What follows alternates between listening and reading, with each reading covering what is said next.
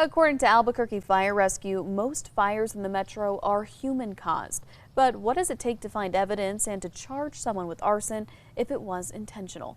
News 13's Bianca Hoops is live in the Newsplex with the details. AFR walked me through how the process works when it comes to arson cases, including some of the challenging cases they've worked on this year. Earlier this year, several fires broke out in the Bosque, and the cause of them remains undetermined. These fires, just the nature of fire, they destroy evidence.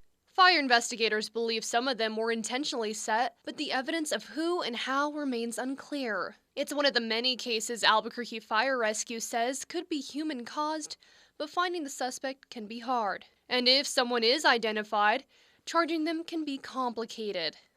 Like, this is where we get that question a lot of times, well, why didn't that person get charged with the dumpster fire or the trash fire on the sidewalk? And we have to start getting into the state statutes for them to be able to charge somebody. Lieutenant Jason Fair shared the different levels of arson someone can be charged with, depending on the amount of damages, and if there is sufficient evidence to prove they intended to spark flames.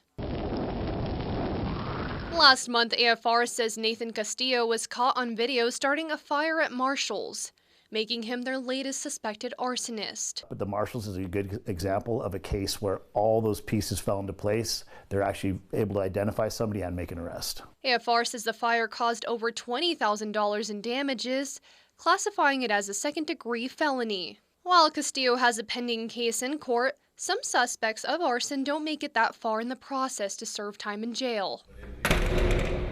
So that's a whole nother element, is once we can identify somebody, there's still the criminal justice system, which that process has to play out as well. Several arson suspects we have covered in the past have had their charges dropped because they were deemed incompetent.